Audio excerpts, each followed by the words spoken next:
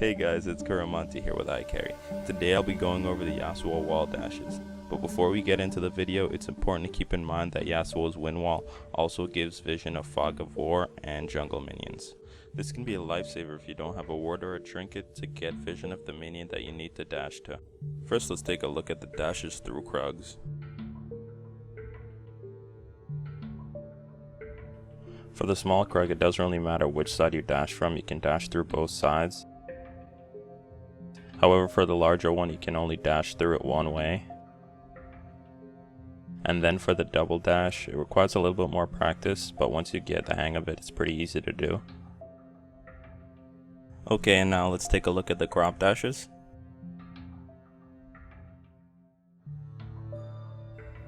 It's important that you try to get as close as possible before you use your E to dash through the jungle minion. This can be helpful for not just Gromp but any other jungle monster. As I said earlier, you can always use your wind wall to get vision.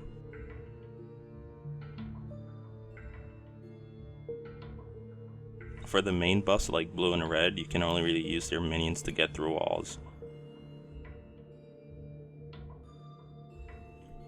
In this clip you can see me adjust my position multiple times to make sure that I get the maximum range from my E.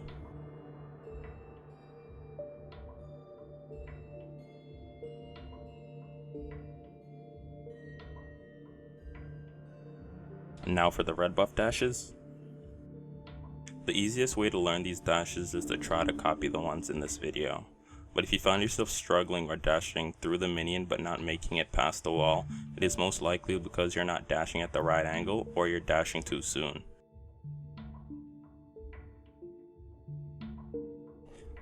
And now we move on to the wolves, which have some of the more difficult wall dashes. For these more difficult dashes, the best tip that I can give you is to try to make sure that you're taking the right amount of steps between your first dash and your second.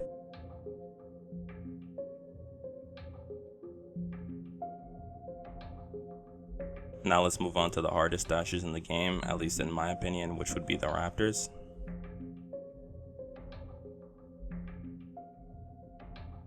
The raptor dashes are some of the most useful ones in the game, especially if you're playing Yasuo in the middle lane. You can use both small raptors to get into the raptor pit and out of it.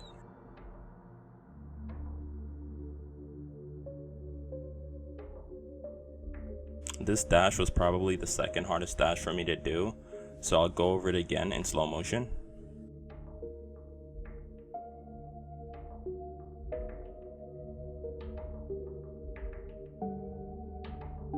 I think this is the hardest dash to learn because it requires near perfect timing and precision to make it through such a big wall, but if you're really into Yasuo, it might be worth spending the time to master it.